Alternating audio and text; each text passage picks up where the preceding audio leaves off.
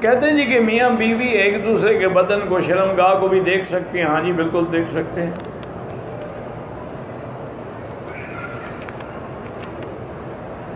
بھائی امام بیوی جو ہے ایک ہے مقام عظمت،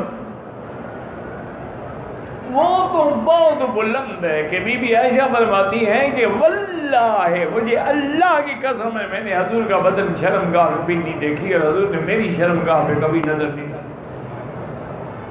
یہ عظمت والوں کا مقام ہے. اب تو جناب وہ انگریزوں کی فلمیں دیکھ دیکھ کے کتے کی طرح چاٹتے ہیں. اب مسئلے کیا پوچھتے ہو؟ تمہارا مقدر اللہ نے یہی بنایا ہے کہ جو پیشاب کی جگہ ہے اسی کو دیکھتے رہو، تو ہم کیا کریں؟ لوگ قرآن کو دیکھتے ہیں، کعبے کو دیکھتے ہیں، تم کیا دیکھتے ہو؟ انا للہ و انا الیہ راجعون. اور کیا کہہ سکتے؟ اچھا ویسے ایک عجیب بات ہے، حکماء نے لکھا ہے کہ جو آدمی بہت زیادہ کثرت سے اپنی بیوی کی شرمگاہ کو دیکھتا رہے تو انشاءاللہ اندھا ہو جائے گا. یورث العمی، یہ چیز اندھا بناتی ہے. بہرحال استغفار کرو، توبہ کرو. اللہ نے حلال بنایا ہے توالد کے لیے، تناسل کے لیے. چہرہ دیکھو، منہ دیکھو، بال دیکھو، قد دیکھو. یہ کوئی دیکھنے کی چیز ہے بھلا ایمان سے کہو؟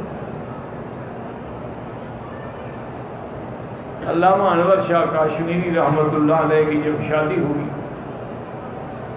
جوانی کا زمانہ تھا، تو صبح کو طلباء ساتھی ہوتے ہیں نا اس زمانے میں جو ان کے یعنی برابر کے لوگ تھے، انہوں نے کہا حضرت آپ کی شادی ہو گئی، سہاگ رات گزر گئی، آپ نے ہمیں بتایا ہی نہیں کہ سہاگ رات آپ کی کیسے گزری. حضرت کی آنکھیں مبارک سرخ ہو گئیں اور جوش میں آ گئے. فرمان لگے بات سنو، اگر میرے نانے کی سنت نہ ہوتی تو میں کبھی زندگی میں نکاح نہ کرتا، کیونکہ نکاح میرے مدنی پاک کی سنت ہے، میرے نانے کی سنت ہے، میں نے سنت پہ عمل کیا ہے. یہ کوئی بتانے کی چیز ہے، کوئی فخر کی چیز ہے کہ ایک عالم دین جو ہے ایک پیشاب کے مقام پہ بیٹھا ہو؟